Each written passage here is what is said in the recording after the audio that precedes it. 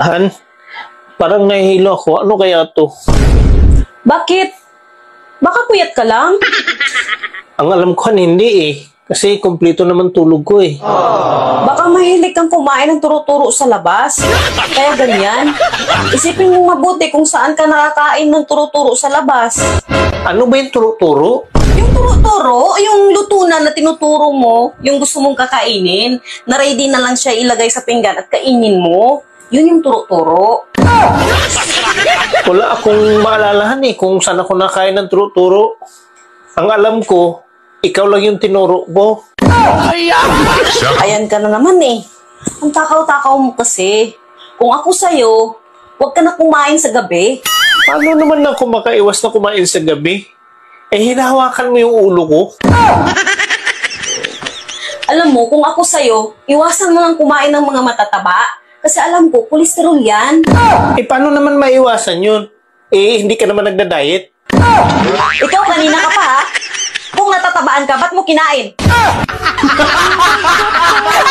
Hindi maiwasan eh. Tay, yung boyfriend ni ate may baril. Paano mo naman nalaman, anak? Kasi narinig ko po sa kwarto ni ate, sabi niya, iputok mo sa labas, huwag sa loob, dahil delikado. Papa, nagtumbling ako kanina. Tapos, nagpalakpakan yung mga kaklase ko. Wow! Anak naman. Di ba sabi ko sa'yo bawal? Kasi makikita nila yung panty mo. Hindi naman nila makikita yung panty ko, Papa. Kasi, nilagay ko sa bag.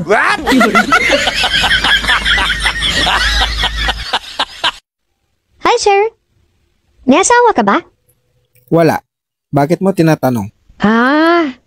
Alam mo, kayang-kaya kitang pasayahin. Hindi ko kailangan yan. Tumatawa ako mag-isa.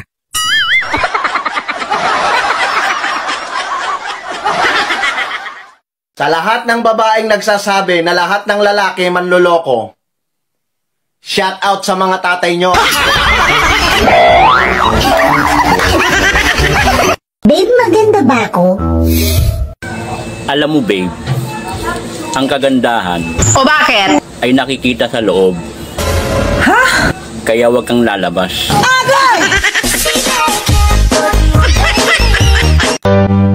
Kung ikaw yung babaeng hindi mahilig sa gwapo, malabong maging tayo.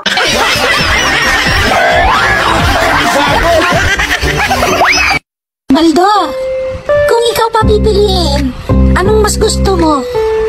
Yung pangit o yung maganda? Basta alam ko, hindi kita pipiliin.